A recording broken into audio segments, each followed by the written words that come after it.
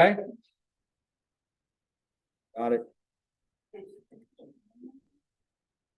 Okay. So what we've been talking about, we're gonna get out of it maybe this week. But the second promise, right? How long have we been in that? Proverbs 3:5, right? Trusting in the Lord, leaning not on our own understanding, acknowledging Him in all our ways. We've been talking about God's sovereignty in that. God's sovereignty over the universe, God's sovereignty over humanity, God's sovereignty over rebellion is what we talked about last week. With Jonah, and just took a different aspect of that, and talking about the people on the boat and the rebellion of Jonah, and how they dealt with that rebellion, what they did, and it just is just, to me, we a lot of times get in the way of what God is trying to do, don't we?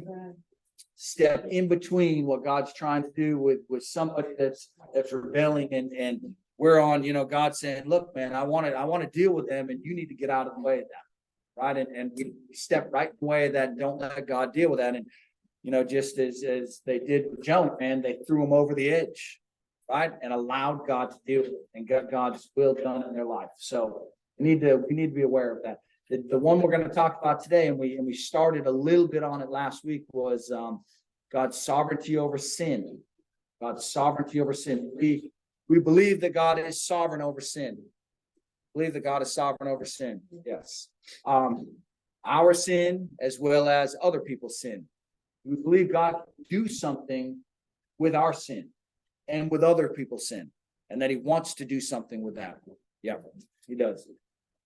We are all, I'm telling you, and none of us are sin-free, right? None of us are sin-free. We're all sinners. God has to deal with everything that goes on with us, and He knows exactly what goes on, whether I'm the one doing the sin, right? And He can use that, or if it's somebody that's doing a sin against me, He can use that, right? And today we're going to kind of talk about, both aspects of that, and we're going to talk out of, the Harvard, man. And they gave me a certificate of completion when I got done with talking about Joseph.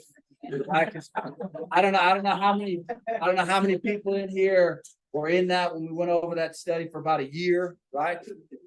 And so last week we started talking about Joseph, and we started talking about, and we'll probably kind of review it just for a second, but how he got thrown back in the pit, and they said, good night, man. It took us a year to get him out of the pit. You can start back in, man. And I'm like, well, just kind of different circumstances, but same, thank you for reminding me of that, but I still have my certificate of completion. So that's what I don't get that very often. So let's go over, and we're going to talk about that, and just talking about Joseph, and what is the backdrop on it? What is the backdrop on Joseph? We have Jacob, right? Who is his father, right? Joseph is as you look at Genesis 37, Joseph is what position in his family? He's the youngest son, but he is the what? What does it say here? He is the favorite son. And I don't want to get into that, but was it obvious to Joseph's brothers who was the favorite son? Right? I mean, did they make that very obvious on that? I mean, he loved them, and he gave him this coat of many colors, right? And this like a rainbow coat, and you could, be flashy and walking around and doing your thing in, right? And he showed his brothers that this was, that he was the favorite son. That is something that we should not do, right? As Christians, we should not. And I'm not even talking about, and this really isn't part of the lesson, but when we show favoritism to people. I mean, and whether we think that they can do something for us, and if they have more money, or if they have a higher prestige, or they have a better position, or they got more friends, or they do whatever, and I show kind of favoritism because I want to be involved with that person, right? Listen, man, all God's children, I can't say it enough, and it just keeps coming to me that we are all in the same boat. Right? There's none of us that are better than anybody else. And there's nobody that we shouldn't show favoritism to anybody that because they look different, or they act different, or they have more. I mean, we need to love everybody. Right? And that's just, you could have that for free, man. But we walk around and we have this thing. And that's what they did with Joseph right there. He had this, I mean, he was literally, man, sticking out like a rainbow thumb, man. right? Wearing this coat. Then what happened to Joseph? No, not there yet. Close. What happened to Joseph though? The Lord was speaking to him, right? And the Lord's speaking to him and giving him dreams. Now he talked to his brothers and he said, look, you're going to bow down to me. You know, you're already the favorite son. You know, do you need to now stick that out there and say, here I am, you know, I'm the favorite one and you're going to bow down to me? How do you think his brothers took that? They hated him. I mean, yeah, that's right. They hated him, right? Not only did he do that, the Lord was speaking to him and said, hey man, I'm giving you this dream, and your parents, they're going to bow down. They're going to bow down to you as well.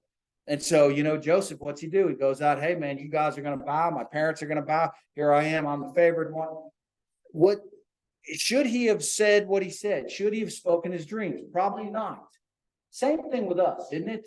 When God reveals things to us, and he may reveal them to us, and he may put us in a, do we need to speak everything and let everybody know that, hey man, you know, God, you know, and to do it in a manner that we're trying to, and I don't, yeah, pride, man. I don't know how he was doing that. And I don't think that he was doing that. I really don't think he was really thinking about that. You know, like saying that to me. He's just saying, hey, I'm just speaking what God's speaking to me. And we just got to be careful on the way we present ourselves to people, right? We need to be humble, right? We need to be humble. And that's come to me a lot. You know, God has worked. I can't tell you, and I don't know who I was telling this, but God has just spoken to me over and over and over in the last couple of weeks. That God, he said, Chad, this is not about you, right? Different things in my life, man. This is not about you. You need to stop taking yourself and being prideful and being whatever. This is not about you. And we say that to all of us. This is not about us, right? This is about God. We are here doing God's stuff for God's glory. None of us, right? We don't deserve anything. It's all about God. And he just spoke that to me over and over and over that, well, God, do you know what I'm doing for you? You know and how much I'm sacrificing, and he's like, Chad, it's not about you. You know, and if you have that attitude, then what does that do? You might as well throw that one out. And that's going to be in the big pile of hay and stubble that's going to be burned up. That's going to say, you know what? All this stuff you did for yourself. This was not for me. So just kind of come back around. But anyway, Joseph, he is there and his brothers, and he has told them this, and his brother, they literally hate him, right? And you look at Genesis 37, he's going to get them. We talked about in Shechem, he shouldn't have really been there. They had already been delivered from there, right? That was a place of sin. That was a place they shouldn't have been. His brothers are there. He's going to get them, right? So as you look at Genesis 37, you get down here, and I guess let's go to verse 18. He's going to get his brothers, and he says, now when they saw him afar off, obviously they saw him, right? Because he sticks out like a sore thumb. I mean, he's in this coat of many colors. And what did they do? They conspired against him to kill him. They conspired to sin against him, right? So what I want to say, just starting out in this, is that where does sin begin? We talked about last week, right? We talked about speaking and our words and the things that we say and the things. Is that where the sin begins? Out of the thought. Where does it come from? Right? It comes from our heart. The Lord is the one that changes our heart, right? We are new creations in him. As we change our heart, we're going to change the things that we do, right? Does that mean that we're never going to sin? I mean, does that mean that we should be getting better with the sin that we're doing? Yes, we should be growing. We should be convicted. We should be changing because the Lord is changing us, right? This right here, and I wrote down here at the bottom of this, you know, what's in the bucket will come up in the well, or what's in the well will come up in the bucket. Correct? What does that mean? Huh? If there's grease in the sack, it'll show through, right? You get a bag of greasy French fries in a paper bag, right? What's that going to do? That mug's going to be dripping, and you're going to look at it and go, man, look at what is inside of that bag, right? As we talk and the things come out of our mouth, that comes from somewhere, right? That comes from our heart. We've got to be careful about what we're doing. What is in the well will come up in the bucket. So these guys, they conspired against him. They made a choice to sin, right? Was he expecting that? No, he's just doing what his father told him to do. He's going and doing his thing. they are conspiring against him to do that. And they said, what should we do? And as you go over into, verse 21 and it says, well, let's go to verse 20 right here. And it says, come therefore, let's now kill him, cast him into some pit. We shall say some wild beast devoured him. How many of the brothers were in agreement with that? How many were in agreement? All but one. All but one. Now, what happened with, and this is something I want you to get, what happened with mob mentality? Tell me what goes on with the mob mentality. There may have been others there that didn't want to throw him in the pit, didn't want to do that, right? But as people you're around people and they start chattering and they start working this thing up, and we really should, as they see him from afar off, he was doing this, and he said we're going to bow, and he's wearing that coat, and I'm telling you, he's cocky and he's arrogant, and he thinks he's better than we are. Now, you know what we should? Yeah, you're right, we should. And how does that mob mentality go in our lives? Quickly, right? Quickly. How do we prevent that? How do we prevent being in that mob mentality? Don't speak it. Step away from it. Choosing who we are with. Choosing who we are with. They were with the brothers. So, that's kind of hard to choose that, man. We can't choose our family. But do I have to choose to go along with my family? Do I have to get into that mob mentality? Can I get out and choose other people that I hang out with? I'm telling you, just talking to so many people, the group that you hang out with, that's the way you're going to go. I mean, and you talk about the youth, and you talk about they get with these people, and what happens? Next thing you know, they're doing their thing, and they don't even know it. They're in this mob mentality, right? This is what happened to them. Reuben's the one that said, no, we don't need to kill him. Let's just throw him in the pit, right? We don't want to. He's looking to go back later to save him. Right. And he's just trying to get out of the situation that is there in the start of that thing. And so they came and they threw him in the pit, right? Cast him into this pit. And then I can't get over, in verse 25, they sat down to eat meat. They're sitting down having a meal. Their brother is in the pit screaming, what are you doing, man? Why am I in here? Get me out of here. And they're just sitting there eating, like as you in your heart, as you conspire to sin, right? And you conspire to do things. What happens to your heart? It becomes hard, doesn't it? I mean, it literally, as you hear somebody yelling to let me out of here and get me out of here, and their heart is so hard that they're not even hearing what he's saying, right? They're not even hearing it. They're just eating meat. They're just doing their thing. And I just, so it came that here comes the people, the Ishmaelites. And what are they going to do? They're going to sell him into slavery, right? As they sold him into slavery, he is gone. They go back home, right? When you have sin, what happens with the sin? There's always a cover up with our sin. Is that right? There's always a cover up with our sin. One lie, right? Think about this. One lie causes you to do what? I mean, if I'm telling a lie, and I need to cover that lie up, right? I've already done it in my heart. Now I've got to cover that lie up. Now I've got to make something else up. And then you're just like, okay, now I'm in this thing. And what's the devil start telling you? He starts telling you, man, you can never, we all have the opportunity to get out of sin, right? Get out of what we did and repent and get back and say, I'm sorry, go back to somebody, do whatever. But what's the devil doing on our shoulder? What's he doing the whole time that I know that I've done something wrong, and I want to go back and I want to say, I'm sorry. I want to make that relationship right. I want to get things right. I want to get that out in the open. And he's sitting right here talking to me saying, you know what, Chad, you've already screwed that thing up, man. You can't make that better. You know what they think about you. You know how they're looking at you. You know what this has done. Just forget about it and move forward, right? And that sin starts to eat us up, right? And then something comes up, and we gotta, I gotta deal with that. And how do they deal with it? What do they do right here? And as you go down into verse 31, Genesis 31, they took Joseph's tunic, they killed a kid of the goats, right? And dipped the tunic in the blood, right? So now they've not only sold him off, now they've got this tunic that's dipped in blood. And why are they doing that? They're doing that they might send the tunic of many colors. They brought it to the father. So how did the father love Joseph? How much did he love him? He loved him a bunch. loved them more than any of the other ones, right? These guys have this tunic dipped in blood, and they bring it to the father, verse 33, and he recognized it, and they said, "Is this my son? It is my son's tunic, man." I'm just telling you, when we start going down that path, what did he talk about this morning about the two paths?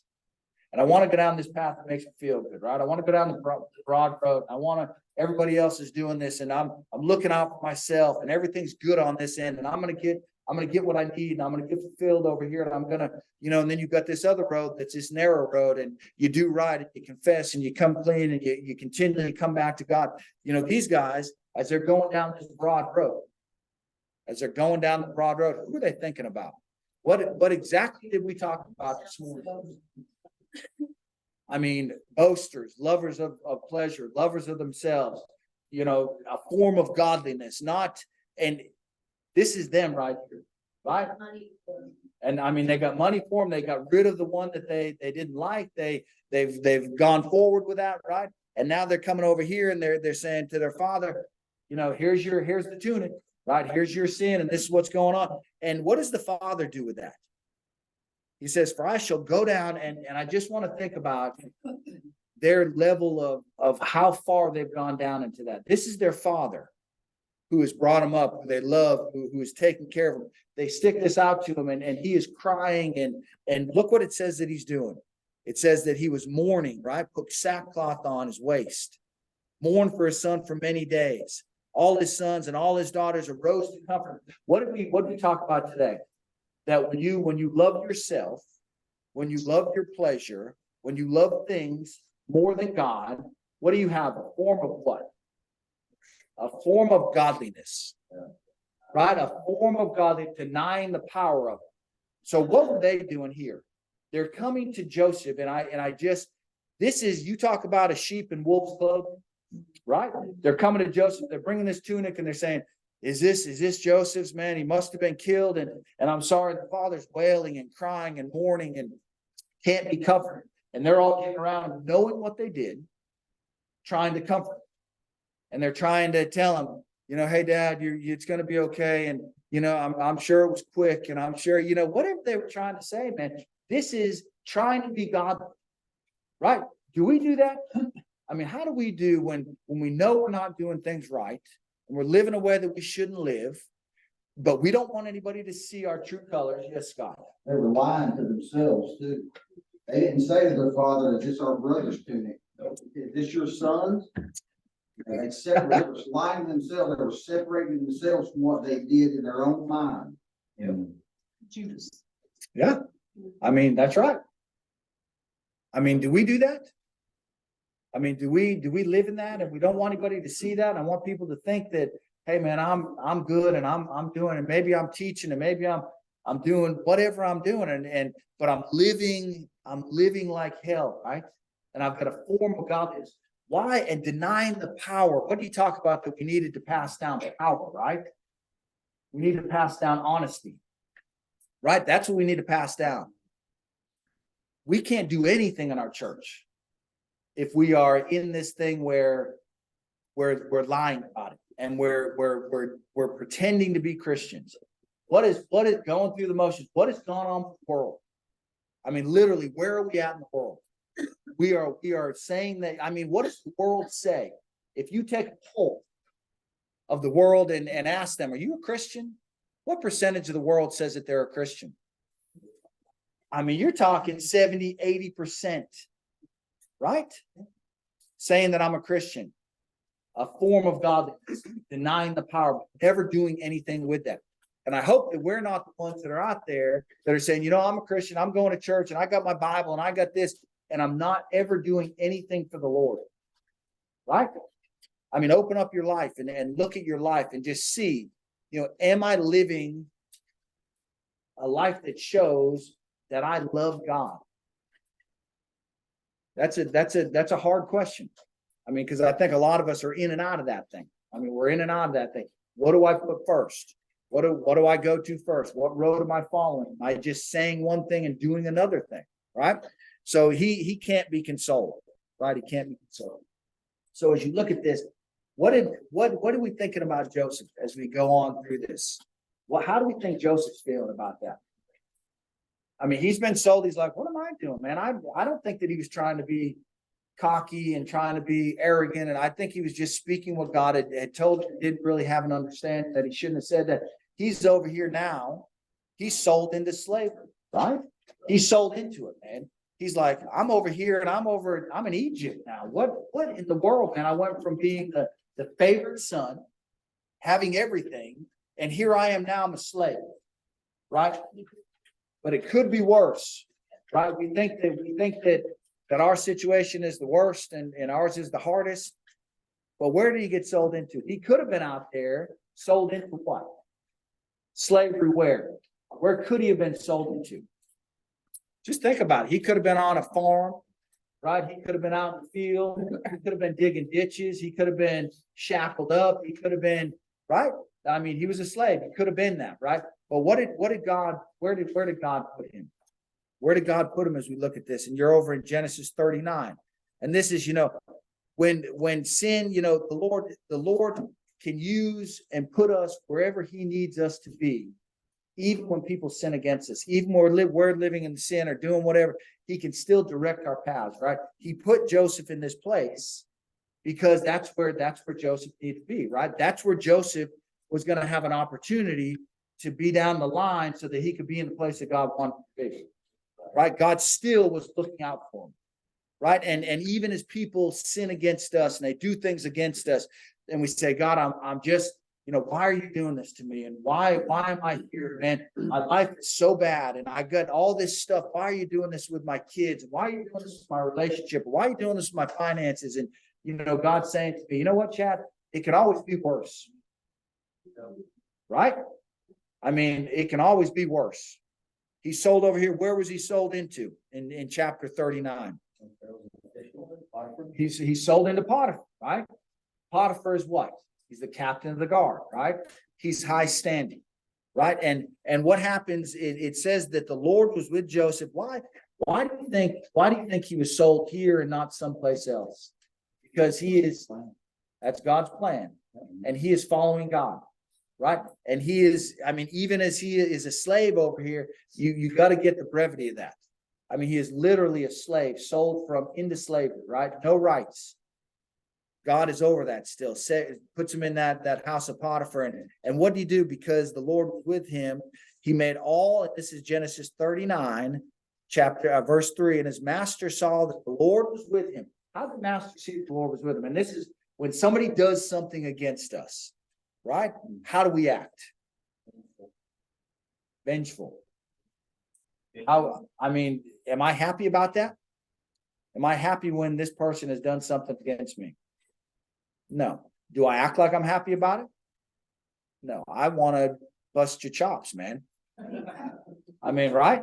I want to be vengeful and I want to get back at you. And I want to, why are you doing this to me? And why is this going on? And God, and I want to turn away, right? I want to turn away from God. And how many people have turned away from God, when he's done something to them? Now, I didn't sign up for all this, right? I don't want to be in this. I'm not willing to do this, right? And what does Joseph do there? Stay strong, right? Yes. I heard this saying, when you squeeze a lemon, you should get lemonade. And when you squeeze a Christian, you should get God and love. Yeah, that's right. Why was he blessed? Because he loved God. Didn't matter where he was. Didn't matter the sin that was against him. He was going to serve God. And I wish that we could, and I'm talking to myself, that when things come against me and hard times come against me and things go on, I wish that I could be like Joseph and say, you know what, man, whether I'm over here in slavery, whether I'm up here on the mountaintop, whether I'm over wherever I'm at, I'm going to serve God. Right? Isn't that what he calls us to do? I'm telling you, that's what he calls us to do. Standing strong in that. And I want to read a couple of verses here, okay, about that, because what is the race that we are running? What is the race that we're running? Are we running the race for just right now and just this situation and just this minute? Is that the race that we're running?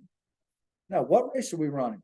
In Matthew 24 and verse 9, it tells you that, those that make it to the end, right? Those that endure, they will what? They'll receive life, right? That doesn't say those that just make it right now and then quit and then but I want to read in 1 Corinthians 9, we're going to read a couple verses right here.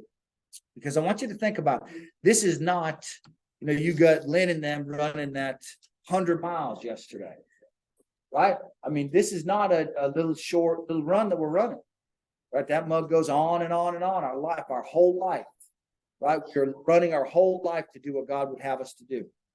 We're not in this thing of just going a little bit and then stopping. In 1 Corinthians 9, it says in verse 24, it says, do you not know that those who run in a race, are we running in a race? Does he not continually go back that we are running in a race? We have something that we're doing. This is 1 Corinthians 9, verse 24. It says, but one receives the prize.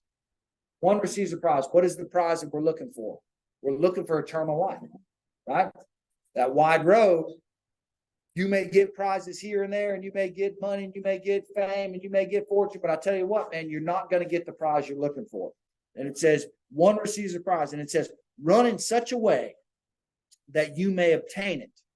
Right? I love that. Run in a way that you may obtain it. If I'm out there and I'm training and I'm running and I'm going to run in a way that I can win the race that I'm in. Right? And we as Christians, we think that, we do that in our work? Do we run away in our work that I'm gonna progress and I'm gonna do well and I'm gonna make money and I'm gonna be the best whatever I can be, right? We try to run that way in our life, as a husband with my wife, and I want to be the best father, and I want to be. Then we get to our Christian race, and it's like, well, I can kind of do it halfway, right? And I've got all these other things that are going on, so I'm just gonna kind of, I'll read when I can, I'll study when I can, I might pray once in a while, but I'm just gonna. This is saying, man. Run in a way that you may obtain it. Run in a way intentionally.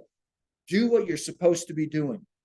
And it says that now they do to obtain a perishable crown, but we for an imperishable crown. Therefore, I run thus not. I love this word picture that I get. Therefore, I run thus. This is 1 Corinthians 9:26. I run thus not with uncertainty. I know the course that I'm on. I know what I'm doing.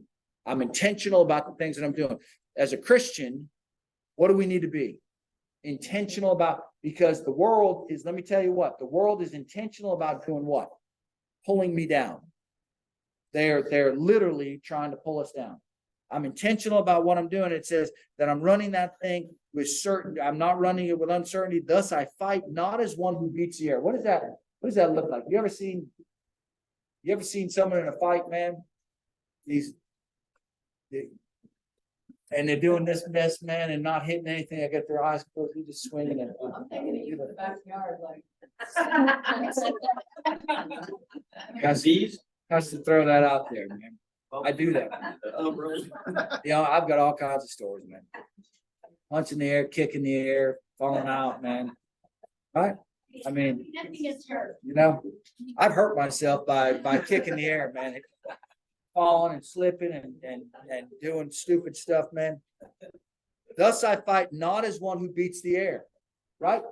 If we're going to do what we're going to do, then we might as well do it intentionally for God, right? Not doing it just in a way that I'm hit and miss. That's what that's saying. I'm hit and miss in my Christian walk, right? Is that the way that we do? Is that what Joseph did when he was over there and he's in Potiphar's house? And he's doing the things that he's doing to serve God? Is he doing that hit and miss and just making it up as he comes? Or does he have a plan that, look, this is what I'm going to do. This is the way I'm going to run this race. And it says, one who beats it, but I discipline my body, right? I discipline my body and bring it into subjection. I discipline the things that I do. Do we get up and have a prayer time? Do I discipline myself? Do I discipline myself to give my tithes? Do I discipline myself to read the Bible? Do I discipline myself to pray? Do I discipline myself? Because is that not a discipline? Is that not a discipline? If I do not do that, what happens? Then I find myself way over here on wherever I am, not doing the thing that I need to be doing. Right? And it says bring it to subjection, lest when I preach to others, I myself should not become disqualified. What's that saying? Anybody know what that's saying? But I bring it to subjection, lest when I preach to others, I myself should not become unqualified. Practice what you preach. Stop saying things to other people. You need to be more faithful. You need to give more. You need to do what God's called you to do or to do whatever. And then myself, I'm telling you to do it, right? We have a great tendency to do that. Tell other people how they should live their life, what they should do. And then myself, but no, man, you tell your kids, right? Do what I say, don't do what I do. Right? I'm not gonna do it because it takes discipline to do that. And then over there in Philippians, let's look at Philippians, and I want to turn to Philippians 3. And then we'll go back, Philippians 3, and this is verse 12. And this is another, Paul, he's saying Philippians 3:12, not that I already obtained or I'm already perfected, but I press on. Right? I can't tell you how I press on, right? That I may lay hold of that for which Christ Jesus also laid hold of me. Brethren, I do not count myself to have apprehended, but one thing I do. Now look at what this says, man. If Joseph was remembering his past and remembering all the sin and remembering all the stuff that his brothers did against him, right? Where would he be? I'm telling you. Think about this in your life, man. As I am put in a situation, or I'm out of Hickory, North Carolina, and I'm wherever, and I feel like I can do whatever I want to do because I'm in a place where nobody knows me. I'm doing my own thing, man. I don't need to, right? Is that where Joseph was? He's out there. Nobody knows what he's doing. He's in a foreign country. He's doing his thing. And does he have to follow God? No. I mean, he does, but he doesn't have to follow God. Right. And do we take that and do we follow God when we're not it's easy to follow God right here in church.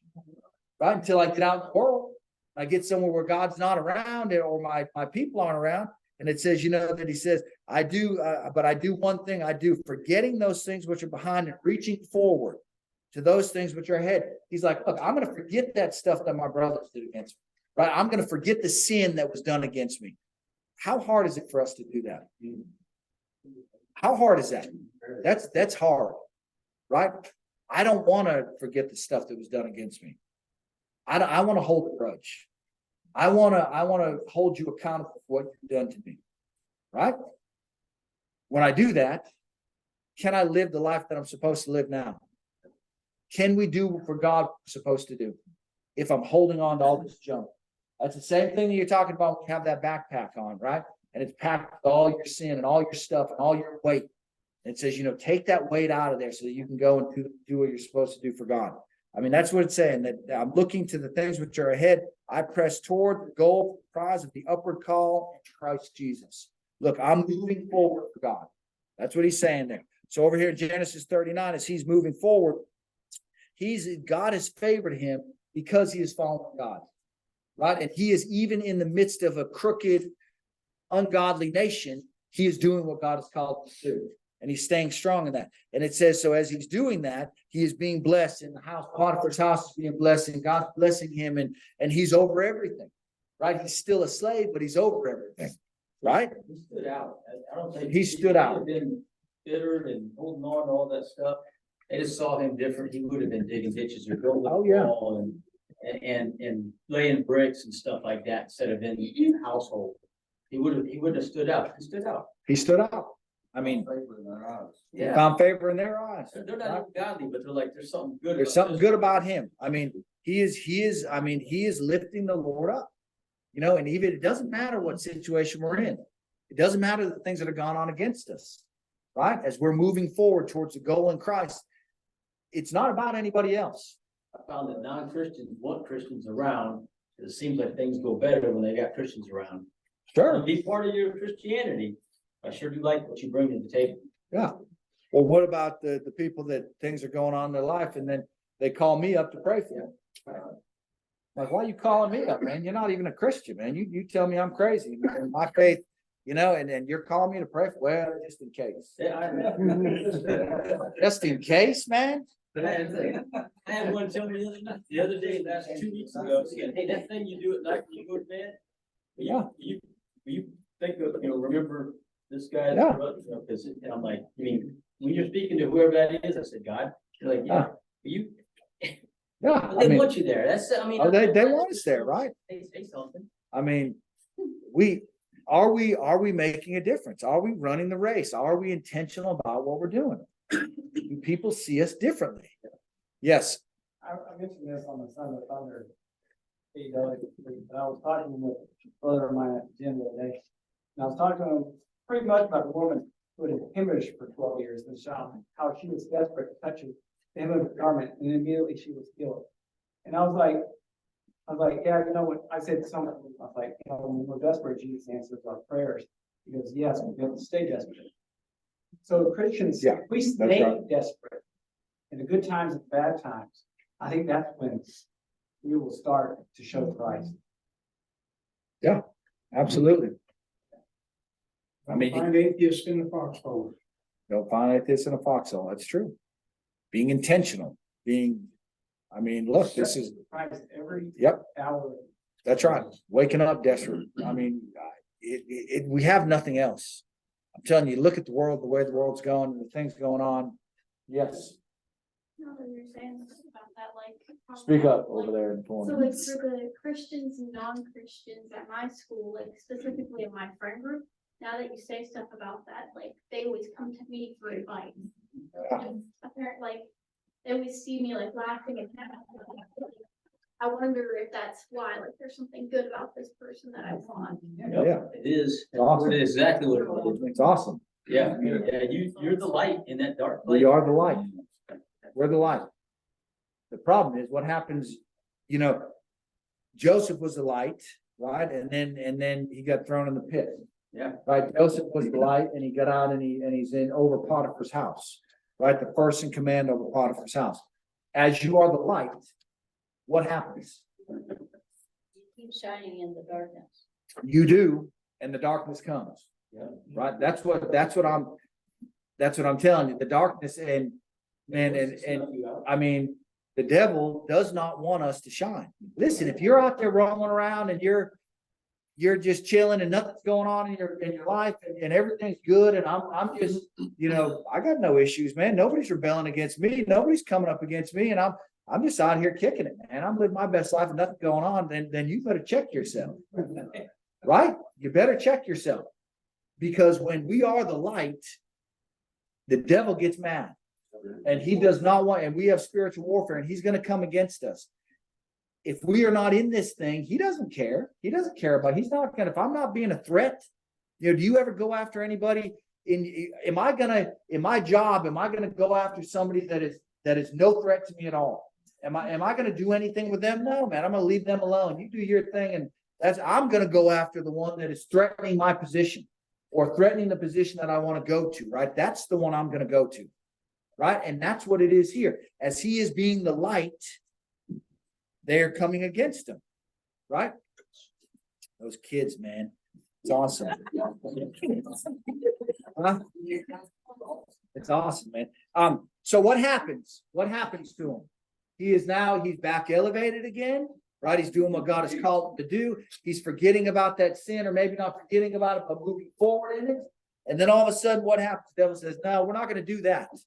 I'm not going to let you just get by with that, man. I'm going to keep this thing coming at you, right? You think you've got it. You think you're doing good. And all of a sudden, here comes Potiphar's wife, right? Joseph, you know, he's young, man.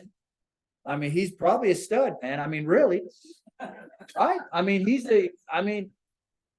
you think, Potiphar's wife, she's up there and she's probably pretty and she's got esteem and she's, right. And she's not going to get, if he's some bum over here, man, no, man, she's like, there's something different about that punk. I want to, and she's every day. I'm telling you, he couldn't get out of it, right? He couldn't get out of it because he was there in the situation, right? There's something different about us, correct?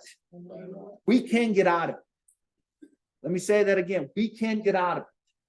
We don't sit there and think, well, I'm just gonna, you know, I'll just let this go on and I'll just kind of hang out with this group and I'll keep doing my stuff. And no, man, what's going to happen? You talk about the one on the chair that's reaching their hand down and I'm trying to pull them up. Man, you're not pulling anybody up. Turn around and run because it's coming down on him, right? He's in it. He can't turn around. So every day, it says that, right? It says in 39:7, it came to pass after the master's wife cast longing eyes on Joseph, lie with me. Right?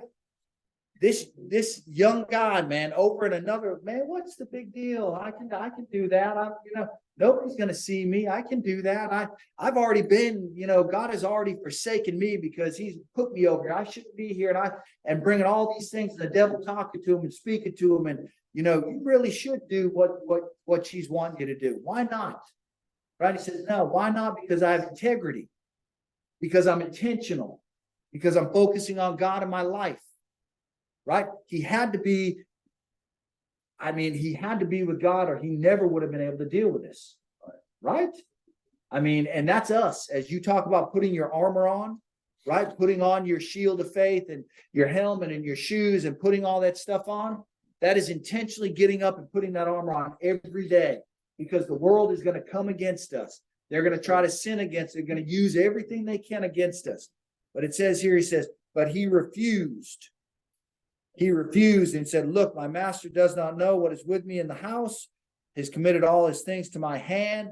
There is no one greater in this house, nor has kept anything back from me, but you, because you are his wife. And he says what?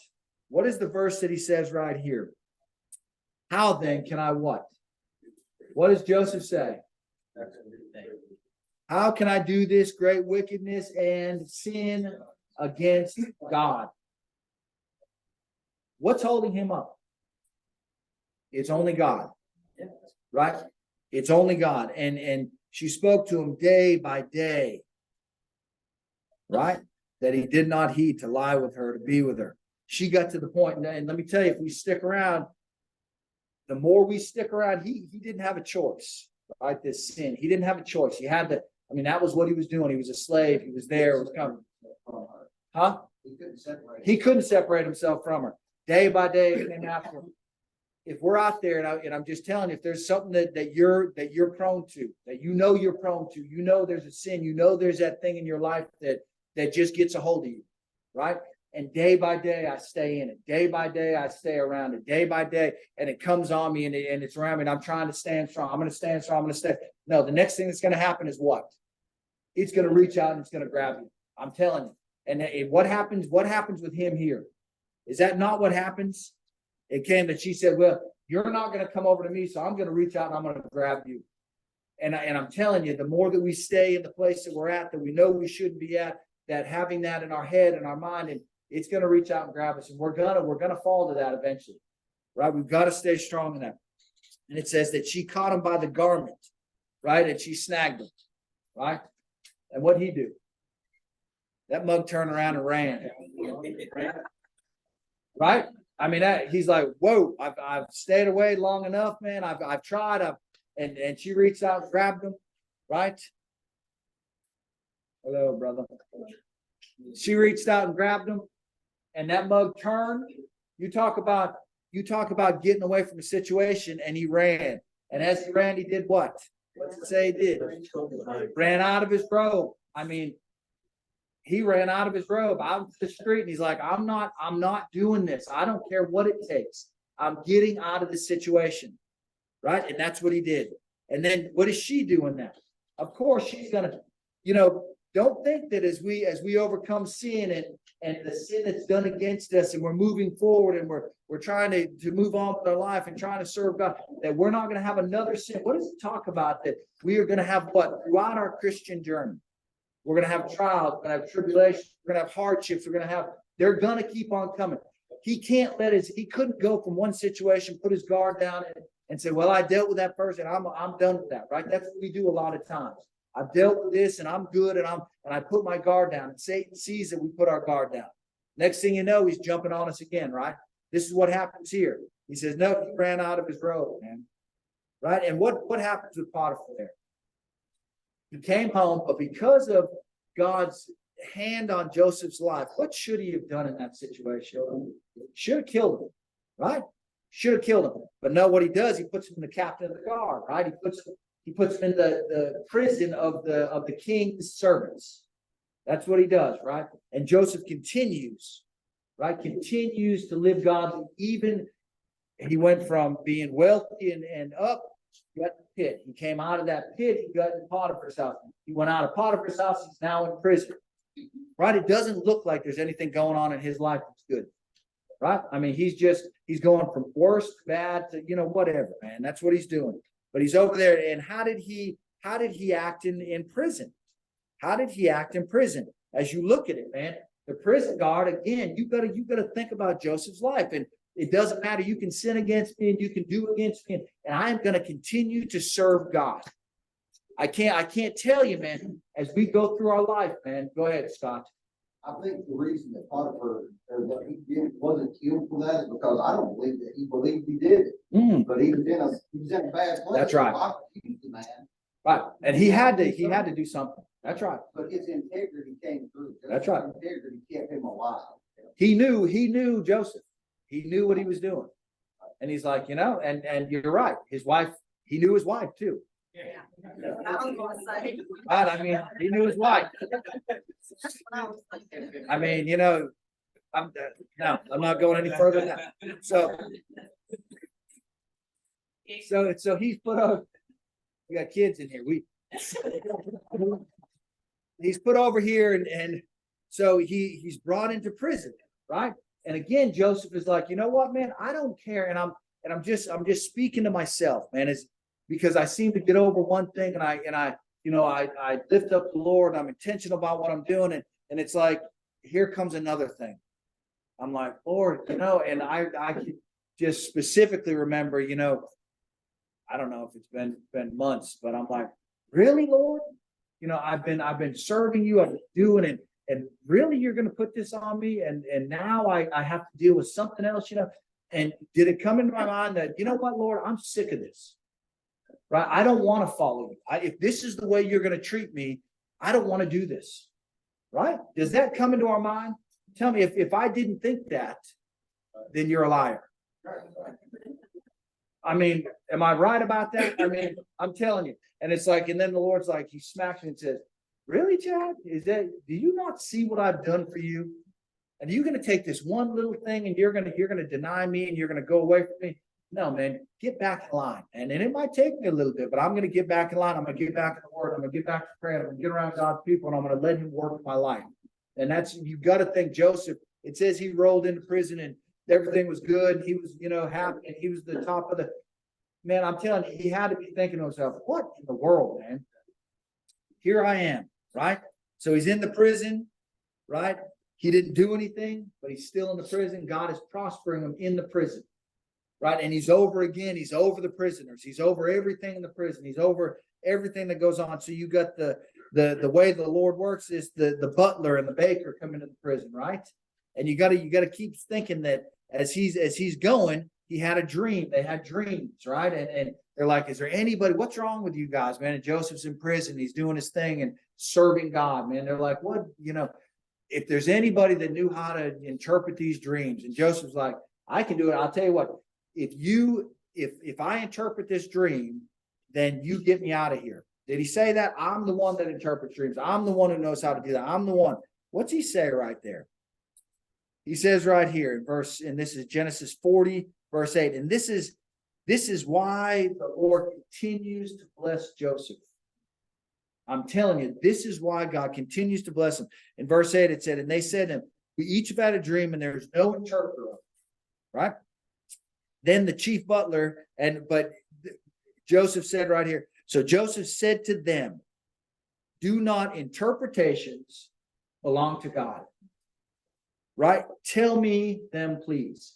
Look, he is still, even over there with Potiphar's wife, right? When he's saying, look, is this not a sin against God? Even when he's in prison, he's like, look, this is not, he could have taken the chance and said, this is about me. And I can tell that, no, he's like, the interpretations come from God. I'm going to still lift up God regardless of it's going to help me or not. Right? And that's the way we need to live our life. I'm going to serve God regardless if I'm going to get anything out of it. I'm going to serve God regardless if I'm in the pit. I'm going to serve him regardless of where I'm at. Right? I'm not looking for what he can do for me. I'm looking for what I can do for him. Chad, it's not about you. It's about me. Stop thinking there's something going on with you, man. This is all about me. This is all about my plan. You serve me and I'm gonna put you where I need you. I'm gonna do what I need to do with you. We're gonna do this. I mean, right? But we get in this thing that God, I'll do this if you bless me. And when you stop blessing me, then I'm gonna stop doing it. Right? Joseph didn't do that, right?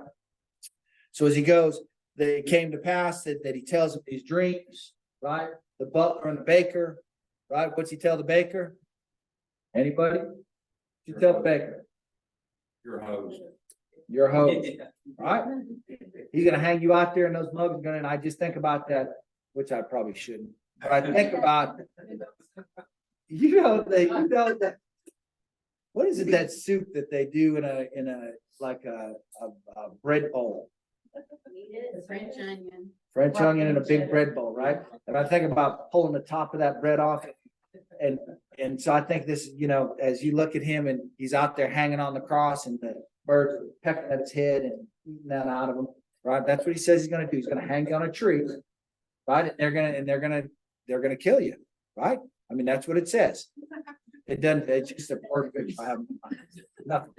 That's just what I think about the head of the baker, because it's the baker and the head and whatever. That's depravity of my mind, I guess. I don't know. Anyway. Yeah, that's a look into my mind, right? The butler, he says, look, but you, in 3 days, you're gonna be out of here, right? And when you're out of, right, you remember the interpretation of the dream. And what I want you to do is I want you to go and I want you to tell them, right? I want you to tell Pharaoh, right? I want you to tell him that I'm in here and I'm innocent in here, right? That's what he tells them. Dream comes to pass. Is that what happens with him? Again, man. So you got to think as he's in there and the butler's leaving the prison cell, and Joseph's like, finally, now go tell him that I'm innocent. Go tell him what I said. Okay, man, I'll tell him. I'll tell him. And Joseph's like, thank you, man. I'm finally gonna get out of here. They're gonna see I'm innocent, right? No, man, that mug goes up there and forgets all about him. That's what he did. Forgot all. And it says in chapter 41, at the end of 2 full years. Get that in your head. He's been over there for years now, right? He's been sitting in this prison cell. He saw the butler leave, and the last words, I'll remember you. Right? And didn't remember him. They don't care about him, man. People don't care about us either. I'm just telling you, we're doing the things we do not because of people, right? We do what we do because of God. Right? We don't worry about, are people going to let us down? Are people going to let us down? Do people let us down? All the time. Do I put my faith in people? Well, yeah, you do. Don't lie about that. Yeah, we do. But we shouldn't. Right? I shouldn't worry about what somebody thinks about me. I shouldn't worry about if I'm following what God says, whether they're going to come through or they're not, man. That's their integrity, right? That's what they do. Don't worry about them. You worry about yourself and you worry about following God, right? That's what he did. As he's in there for 2 years, still living the way, I mean, he's still serving God, man. I just can't, he has been sinned against he hasn't done anything wrong, but he is still in prison in there. And it says, so all of a sudden these guys remember, right? And you're in chapter 41 and he says, now there was a young Hebrew man, verse 12, with us there, a servant of the captain of the guard. And we told him, and he interpreted our dreams for us. And it came to pass just as he interpreted it for us. So it happened. He restored me to my office and he hanged him. And the Pharaoh said, and called Joseph, right? Called him out of there and said, look, this is now, he went from where? He went from the pit, right, into the captain of the guard, right, to prison. Now he's coming out where? He's coming into Pharaoh's house, right? He's coming before Pharaoh, right? Who's Pharaoh? He's over everything. Tell me, I mean, and did Joseph ever vary on what he was doing? Good night, man. What time is it? Holy smokes. Did he ever vary on where he was going? No. Never varied. Now, as you look at this, he's got a place, and the whole thing on this, God's sovereignty over sin, right? They sinned against him. God is sovereign in that. God places the steps exactly how they need to be. What we need to do in it is we just need to follow God in it and not worry about other people, not worry about rebelling, not worry about doing, we're just, God, wherever you're gonna put me, I know that you've got a plan for me. Right? The next one we're gonna do Romans 8:28, we're gonna talk about that promise in next week, maybe. Maybe. And we're gonna go through that thing. Yes, it's because of Scott, man. I'm going through this quick. Go ahead, Scott. If that hadn't happened with Potiphar's wife, he would have never left Potiphar's house. There's no way Potiphar was ever gonna say to Pharaoh, hey, take my best servant. No, That was never No. gonna happen, so never. him going to prison had to happen. Had to happen. And I'm telling you, we do not see, and I say it over and over, man, that I don't see my little puzzle piece. I don't see how it fits. I don't know how I attach to you or how I attach to this. And God is saying, look, just trust me. Put the piece down and I'm going to attach the things to it the way that they need to be attached. You know, he's the one that's leading the way. What does it say in that? When you Proverbs 3:5 and it says, acknowledge him in all your ways, right? Joseph's in here and he's like, man, I'm acknowledging God and I'm lifting God up. I'm praising God. I'm following God. I'm acknowledging you, God. And the Lord says, and he will direct your path. He will put you here. He'll put you. Now he's at the feet or the mercy of Potiphar. Of Pharaoh. He's before the king who has all the control over everything. Right? It was not by circumstance. There is no other way that he could have gotten there. Unless his brothers had sold him into slavery. Yes. Don't get time today, read Psalm 13. Psalm 13, David's asking, how long? Yeah. And at the very end, he goes, but I have trusted in your steadfast love, my heart shall rejoice in your salvation. I will sing to the Lord because he has dealt bountifully with me. The Lord doesn't answer how long, but David still acknowledges that the Lord's sovereign. Yes. The Lord has dealt with him according to his will. That's it. It's not our time frame. Joseph was over there for years. Right? As the Lord is just orchestrating this plan for a bigger purpose. Right? And we don't know. We'll go into it a little bit more next week because it's that time. I really